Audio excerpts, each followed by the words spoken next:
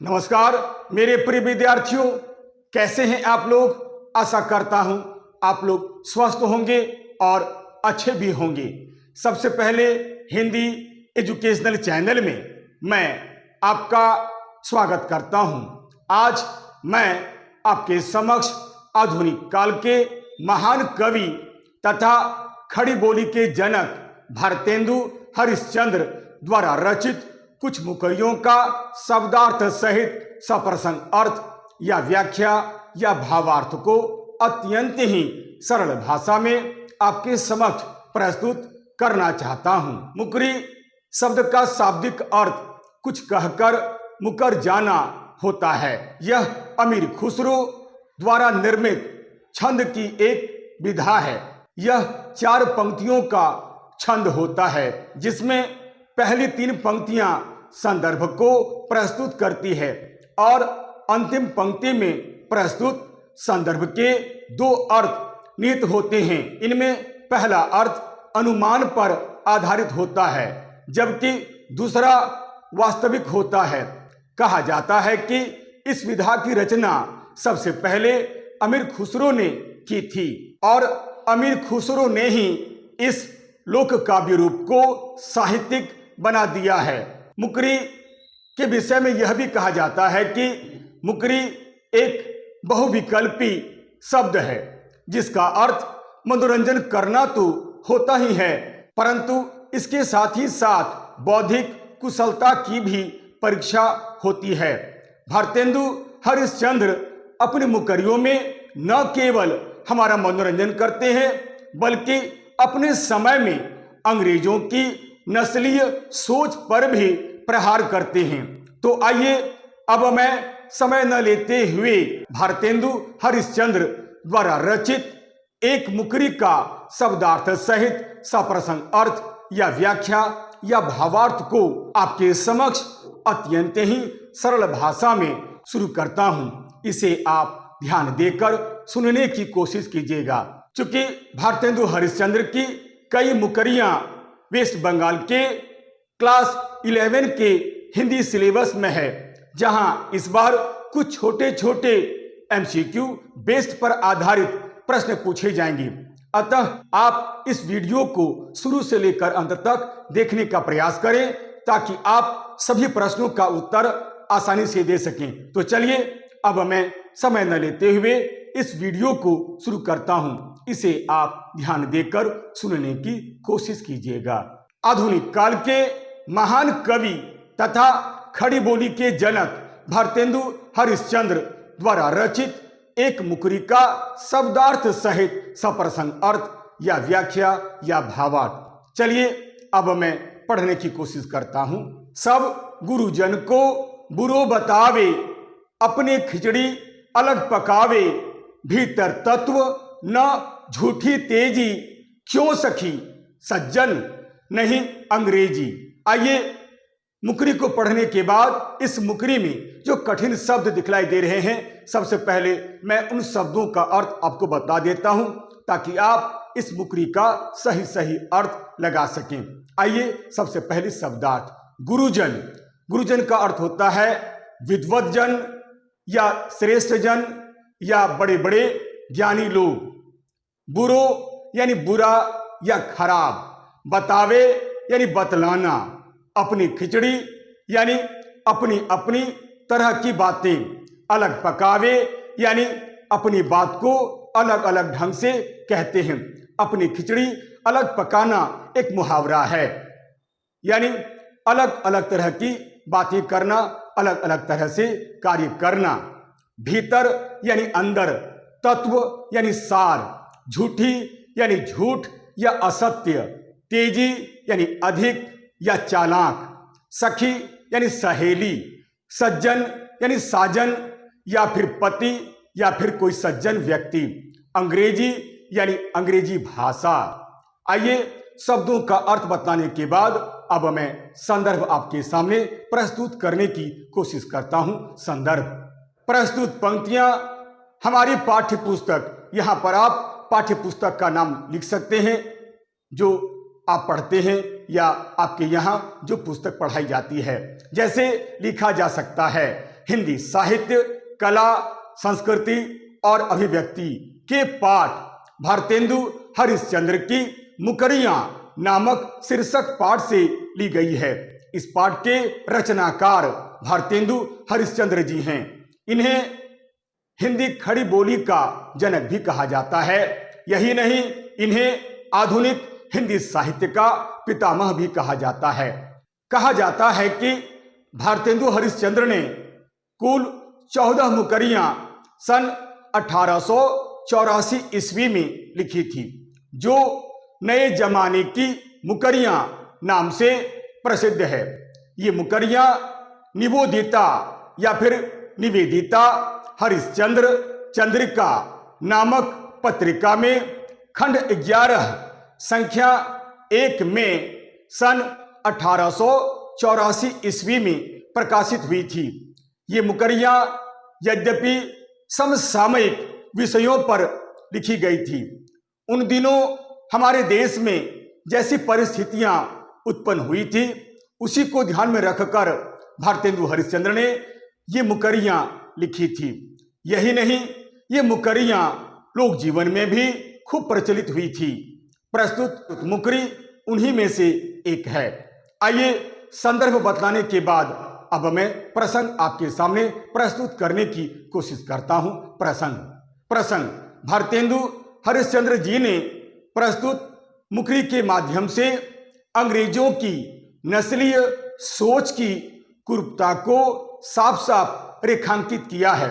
अंग्रेज अपनी नस्ल को हिंदू वासियों से श्रेष्ठ दिखलाने का क्रूर स्वांग करते थे तथा अपनी अंग्रेजी भाषा के प्रति अपार प्रेम दिखलाते थे।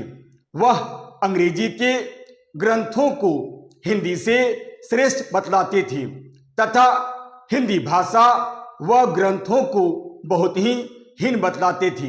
यही नहीं, वे अपने आप को एक शासक के रूप में दिखलाते थे और यह कहते थे कि उनकी भाषा शासकों की भाषा है और हिंदुस्तानियों की भाषा गुलामी की भाषा है।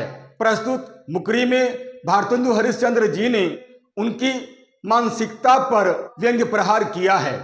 यही नहीं, भारतेंदु हरिश्चंद्र जी ने अंग्रेजों के भाषाई सोच समझ पर भी करारा व्यंग्य करते हुए हिंदुस्तानियों को अंग्रेजी भाषा के अवगुणों से परिचित कराया है तथा उन्हें सावधान किया है। अंग्रेज भारतवर्ष में एक तरह से व्यापार करने के लिए आए थे। केवल उनका उद्देश्य व्यापार करना नहीं था, बल्कि हिंदुस्तान को हर प्रकार से लूटना था। इसलिए उन्होंने अंग्रेजी भाषा को प्राथमिकता दी, अंग्रेजी भाषा का खूब प्रचार प्रसार किया और हिंदी भाषा तथा हिंदी ग्रंथों को काफी हीन बतलाया। अंग्रेज अंग्रेजी भाषा का प्रचार प्रसार इसलिए करना चाहते थे ताकि भारतवासी उनके कार्य में पूरा सहयोग दे सके और वे भारतवर्ष को लूटकर अपना खजाना भर सके, यहाँ का धन संपत्ति लूटकर इंग्लैंड भेज सके। यही उनका प्रमुख उद्देश्य था। इसी उद्देश्य से वे भारतवर्ष में आकर अंग्रेजी भाषा का प्रचार प्रसार करना चाहते थे और हिंदी को हीन बतलाकर अंग्रेजी के महत्व को सदा बतलाते रहते थे। प्रस्तुत मुकरी में इसी विषय को भारतेंदु हरिश्चंद्र जी ने बड़े सुंदर ढंग से उजागर किया है। अब मैं व्याख्या प्रस्तुत करता हूं। पहली पंक्ति, सब गुरुजन को बुरो बतावी। सब यानी सभी लोग, गुरुजन यानी श्रेष्ठ जन या पढ़े लिखे लोगों को, बुरो यानी बुरा या खराब, बतावे यानी बतलाना। कवि इस मुकरी को इस प्रकार जो है प्रस्तुत करते हैं। एक सखी दूसरी सखी से कहती है कि हे सखी, वह यानी कौन? अंग्रेज हमारे सभी गुरुजनों को बुरा बतलाता है तथा अंग्रेजी भाषा की प्रशंसा करते हुए हिंदी भाषा को हीन बतलाता है। अर्थात अंग्रेज अपनी नस्ल को हिंदू वासियों से श्रेष्ठ दिखलाने का स्वांग करते हैं। अंग्रेज अपनी नस्ल को यह बतलाना चाहते हैं कि हम हिंदू वासियों से हर क्षेत्र में श्रेष्ठ हैं। कहने का अर्थ यहाँ यह है कि अंग्रेजों में अपनी भाषा के प्रति अपार प्रेम दिखलाई पड़ता था और हिंदी के प्रति घृणा का भाव दिखलाई पड़ता था। अब मैं अगली पंक्ति पढ़ता हूं। अपनी खिचड़ी अलग पकावी, यानी सभी लोग अलग अलग ढंग से बात कर रहे थे। सखी अपनी बात को आगे बढ़ाते हुए कहती है कि हे सखी, ये अपनी श्रेष्ठता बतलाने के लिए तरह तरह की बातें करते हैं, अर्थात वह इधर उधर की बातें करता है। अपनी खिचड़ी अलग पकावी, यानी तरह तरह की बातें करना, तरह तरह की सोच रखना। वह अंग्रेजी के ग्रंथों को हिंदी से श्रेष्ठ बतलाता है तथा हिंदुओं के ग्रंथों को हीन बतलाता है, तुच्छ बतलाता है। ये अपने को शासक के रूप में दिखलाते हैं कि उनकी भाषा शासकों की भाषा है और हिंदुस्तानियों की भाषा गुलामों की भाषा है। अब मैं अगली पंक्ति पढ़ता हूं। भीतर तत्व न झूठी तेजी, भीतर यानी अंदर, तत्व यानी सार, झूठी यानी झूठ या असत्य, तेजी यानी अधिक या चालाक, अर्थात हे सखी, वह झूठ बोलने में भी बहुत तेज है, यानी अंग्रेज झूठ बोलने में भी बहुत तेज थे। वह जो बताता है उसमें ज्ञान की कुछ अच्छी बातें होती ही नहीं है। हे सखी, अब मैं क्या बतलाऊं, वह झूठ बोलने की कला में भी बहुत तेज है। वह जो भी बतलाता है उसमें ज्ञान की कुछ बातें होती ही नहीं है, उसकी बातें बेकार होती है, उनकी बातों में कुछ भी सार होता ही नहीं है। परंतु उनकी बातों से हमें यह पता चलता है कि वे हिंदी भाषा के प्रति घोर घृणा का भाव रखते हैं और अंग्रेजी से बहुत ज़्यादा लगाव रखते हैं। उनकी बातों में हिंदी भाषा के प्रति घृणा का भाव दिखलाई पड़ता है। वह अपनी भाषा को श्रेष्ठ और अपने को श्रेष्ठ शासकों में गिनता है।